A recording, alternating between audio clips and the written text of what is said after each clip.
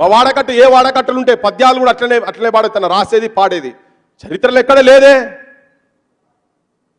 ఎక్కడ చూపిస్తలేరు. తనకు ఇష్టం ఉన్నటువంటి ఈవెన్ పంచాయతీరాజ్ చట్టం వచ్చినప్పుడు 59లో వాడలో దీపాలు గుడిసెలో దీపాలు, మా ఊరికి కరెంట్ ఎట్లా వచ్చిందంటే చెప్తున్నా. సంఘ సంస్కర్తలు అంటే ఎక్కడో కాదు ఉన్నది. పూలేలు జీవితాలు, సావిత్రిబాయి పూలే జీవితాలు చాలా కాలం తర్వాత వచ్చినాయి. దొడ్డి కొమరేలు, కుమరం భీములు, సాకలైలమ్మలు మాకు తెలియదు. పెరియారులు కావచ్చు, ఇటువంటి వాళ్ళ చరిత్రలు చాలా వీధి బడుల నుంచి విశ్వవిద్యాలయ చదువులు వచ్చే వరకు కూడా మాకు తెలియదు. మా ఊరికి కరెంట్ వచ్చేటందుకు ఈ పాటలో ఒక చరణంతో వచ్చింది. చీఫ్ ఇంజనీరు మా దగ్గర పక్కకు ఊర్లో ఒక దగ్గర అనంత సాగర్ అనే ఊర్లో కరెంట్ ఇనాగ్రేషన్కి వస్తే చీఫ్ ఇంజనీర్ ముంగట ఈ పాట పాడితే, వాడలో దీపాలు గుడిసెలో దీపాలు, వాడలో దీపాలు గుడిసెలో దీపాలు, కాలివానొచ్చిన మలుగవా దీపాలు, పొంగ భయమే ఉండదోయ్, పల్లోడ దోపిడీలిక ఉండవోయ్, పంచాయతొచ్చిందిరా పల్లోడ పల్లెకే విలువొచ్చెరా, పల్లోడ పల్లెకే విలువొచ్చెరా, నీ ఊరి బాగోగు నీవే చూడాలిరా, నీ ఊరి మంచి చెడు నీ జిమ్మెదారిరా, బాధ్యతే నీకొచ్చెరా, పల్లోడ భారీ హక్కే వచ్చెరా, సహకార సంఘాలు అప్పిచ్చు సంఘాలు అభివృద్ధి సంఘాల అండ నీకుండురా, పెచ్చుపై పెచ్చుండదోయ్, పల్లోడ మచ్చుకే వడ్డ్యుండునోయ్, పంచాయతొచ్చిందిరా పల్లోడ పల్లెకే విలువొచ్చెరా, ఇరుకు సందులు ముందు ఎడతెరము కావాలి, చెమిలిగా నీ పండ్లు తిరిగి ఉరకాలేరా, ఇరుకు ఇన్లే ఉండవోయ్, పల్లోడ ఉరికి ఇన్లే ఉండవోయ్. ఏ మారలే, చాలా పెద్ద ఉంటుంది. ఒక్కొక్కటి 12-15 చరణాలు. ఇంత పెద్ద సాహిత్యం గ్రామాల మీద, గ్రామ పంచాయతీల మీద తన సమితి ప్రెసిడెంట్ ఉండి నాటకాలేసి జోలెలు బట్టి సమితిలో తర్వాత చంద్రబాబు స్కీమ్ పెట్టిండు, జన్మభూమి స్కీమ్ పెట్టి 25% పబ్లిక్ కాంట్రిబ్యూషన్ ఉంటే 10% 15%గానే అక్కడనే సమితి ప్రెసిడెంట్ గా నాటకాలు వేసి జోలెలు పట్టుకొని కృష్ణుని పాత్ర చేసి జోలెలు పట్టుకొని వేసి ఆ ఊర్లు డెవలప్మెంట్ చేసేది. దాంట్లో ఒక పక్షపాతం ఏంటంటే మొట్టమొదలు ఆయన కట్టించిన ఇండ్లు దళితుల ఇండ్లు. అట్టడుగున ఉన్న వాళ్ళని నేపాల ఇంతకుముందు ఎలా చెప్పిండు, ఎరకాల భాష నేర్చుకొని వాళ్ళతో పందులుగా పోయి బుడ్డ కోసి పెడితే ఇట్లా కాదు అని చెప్పి కాయనే కచ్చినే అనుకుంటే వాళ్ళతో వాళ్ళ భాషలో మాట్లాడుకుంటూ పోయి వరుసలు చేసుకొని వాళ్ళ జీవితంలో పోయి లంబాడీల భాష నేర్చుకున్నాడు.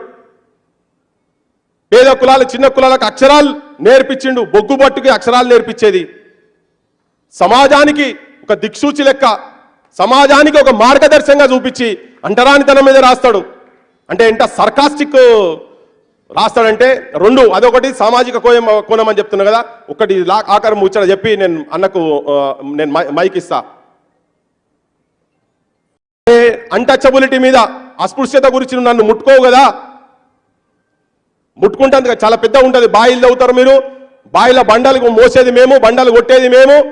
ఆఖరికి ఆ పూటిక గీటికి అంతా మొత్తం తీసినాక నీళ్లు పడే కాడికి వచ్చే వరకు వాడింత మంత్రం చదివి సుట్టంతా తిరిగి ఆ బాయిల నీళ్లు కూడా తాగనియలేని స్థితిలో గుడిలో శిల్పాలు తెక్తారు, మళ్ళీ మేము మమ్మల్ని ఆ గుడిలకు రానియము అట్లా అని చెప్పుకుంటా.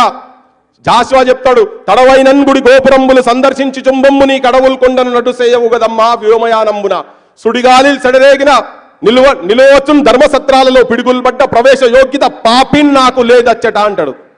నేను ఒక పాపాత్ముని అని. నా కవిత వధుడి వదంబు నిగాదిగా చూసి కమనీయ రూపురేఖారావణ్యములుగాంచి బలి బలి అన్నవారే నీ దేకులమన్న ప్రశ్న వెలయించి చివానులు లేచిపోనుచో బ్రాకుల కుమ్మినట్టగున్ పార్థివ చందా వచింప సిగ్గగున్నంటాడు.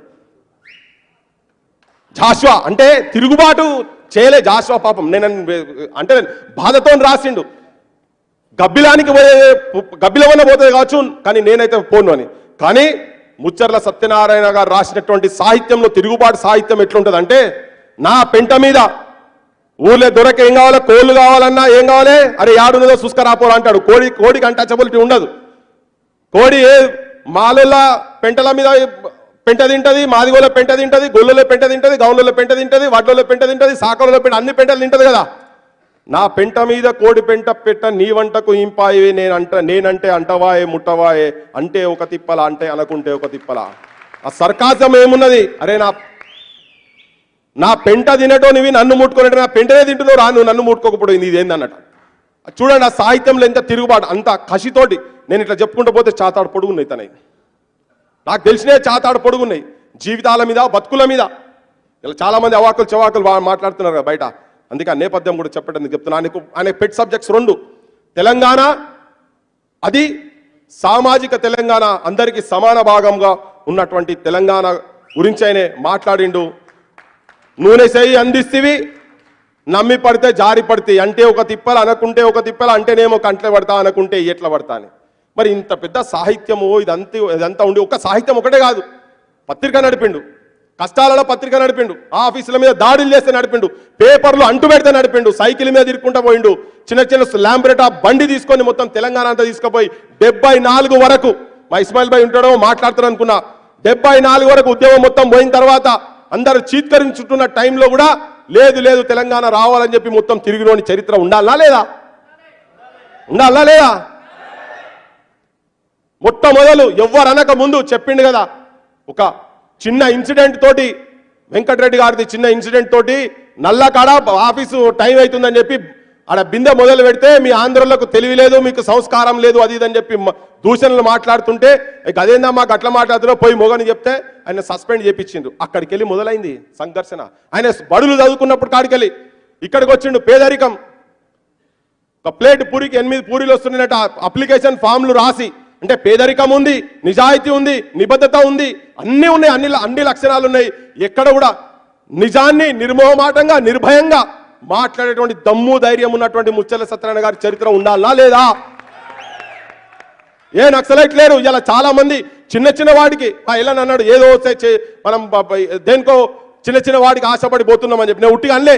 స్టేజ్ మీద కూర్చున్నటువంటి నిలబడ్డంటి వాళ్ళు వీళ్ళని తలుచుకుంటే ఈ సమాజాన్ని మార్చిపడవచ్చని. కొంత వ్యక్తిగతంగా కష్టాలు అయితే కాబట్టి మాకు కూడా కష్టాలు ఉన్నాయి, బరాబర్ ఉన్నాయి. కానీ సమాజం గురించి, జనం గురించి నిజంగా పదవులకు, ఎలక్షన్లకు పోవాలని మాకు కూడా ఉన్నది, బరాబర్ పోతాం. పోవాల్సిన అవసరం ఉన్నది. సమాజంలో నిజాయితీ పరులు నిక్కచ్చిగా పోయి ఆడ కూర్చొని మాట్లాడి ప్రజల పక్షాన నిలబడి గొంతెత్తి ప్రజల గురించి, ప్రజలకు ఉన్నటువంటి సొమ్మును, ప్రజల బావు గురించి పాటుబడి అమలు చేయాల్సిన క్షేత్రాల the temple of democracy parliamentary assembly, వాటిలకు పోవాల్సిన అవసరం ఉంది. బరాబర్ పోతాం, కానీ నీతియుతంగా పోవాలి. మనం చెంచాగిరి చేస్తే మనం ఏం చేయలేం. అటువంటి ఒక గొప్ప తెలంగాణను, ఒక దార్శనికుడు, ఒక టార్చ్ బేరర్ ముచ్చెర్ల సత్యనారాయణ గారు ఇచ్చినటువంటి ఆలోచన, వాళ్ళ తరం ఇచ్చినటువంటి ఆలోచన. అటువంటి వాళ్ళు ఒక్కరే చెప్తారని ఇంకా చాలా మంది ఉండొచ్చు, మనకు తెలియని చరిత్ర కూడా ఉండొచ్చు ఇంకేమన్నా. కానీ వాళ్ళందరి చరిత్రలు ఇలా బయటికి తీసుకొచ్చి సమాజానికి పరిచయం చేసి నీతి నిజాయితీ ఇవ్వాలి. అందుకనే ఈ అంశం ఏదైతే ఎప్పుడైతే అన్నాడో వర్గీకరణ అంశం, దాని గురించి కూడా తన మీద కూడా తన మాట్లాడినవి ఉన్నాయి. మేము ప్లే చేయలేకపోయినాం. యాక్చువల్గా కృష్ణ చాలా తన్లాడుతున్నాడు, మందకృష్ణ చాలా తన్లాడుతున్నాడు, కానీ ఏం చేస్తారో తెలియదు. అన్ని కుతంత్రాలు ఉంటాయి నాయన అని చెప్పి ఇంటర్వ్యూ చేస్తుంటే కూడా తను చెప్పిండు. ఇప్పుడు కాదు నేను చెప్పి, తను చనిపోక 7-8 ఏళ్ల ముందు చెప్పిండు న్యాయమైన డిమాండ్ అదని. ఆ జ్ఞాపకాలు మా లోపల ఉన్నాయి. అందుకే ఇలా ఏది ఏమైనా బయట క్యారెక్టర్ అసాసిన్ చేసినా, ఇలా ఏం మాట్లాడుతున్నా, ఏం చేసినా విమలక్కను పట్టుకొని కూడా అడ్డగోలిగా ఏం సంస్కారమయ్యా మీది ఏం అంబేద్కర్ వాదులు మీరు, నాకు అర్థమైతే ఏం అంబేద్కర్ని చదివినరు, ఏం అంబేద్కర్ను ఇచ్చిన విజ్ఞానం ఏంది, మీకు కాంచీరామ్ ఇచ్చిన చైతన్యం ఏంది, మంటలో పోయాల మీ విజ్ఞానం పాడుగాను. ముంగట ఒకటి మాట్లాడతారు, ఎన్కోటి చేస్తారు, చేసుకుంటే అడ్డమైన మాటలు మాట్లాడుకుంటూ చేస్తున్నాం. అయినా కానీ చెప్తున్నాం, ప్రజల గురించి పనిచేయదలుచుకున్నాం. ముచ్చెర్ల సత్యనారాయణ గారు ఇచ్చిన స్ఫూర్తి సచ్చే వరకు ఎవరికి వంగేది లేదు. ప్రజల గురించి పనిచేస్తాం. బరాబర్ ఓట్ల రాజకీయాలకు నిజాయితీ పరులు రావాల్సిన అవసరం ఉన్నది. ప్రజలు కూడా పైసలకు, తాగుడుకు ఓట్లు అమ్ముకోవద్దు.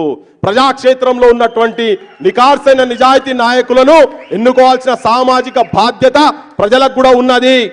ఇలా అందుకనే ఒక వ్యక్తిని నేను ఈ వేదిక మీద నుంచి ఎందుకు చెప్తున్నా అంటే, ఈ మందకృష్ణను పట్టుకొని నిన్న కూడా ఒక పెద్ద మనిషి ఇంటర్వ్యూలో మాట్లాడినట. తనను పట్టుకో, సరే మమ్మల్ని అంటే నేను రేపు ఆన్సర్ చేస్తా, కానీ వేదిక మీదకి వెళ్ళి చెప్పదలుచుకున్నా. నేను ధర్మం మాట్లాడాలి, నీతి మాట్లాడాలి, నిజాయితీ మాట్లాడాలి. అదే మా నాయన నేర్పింది కాబట్టి మేము మాట్లాడదలుచుకున్నాం.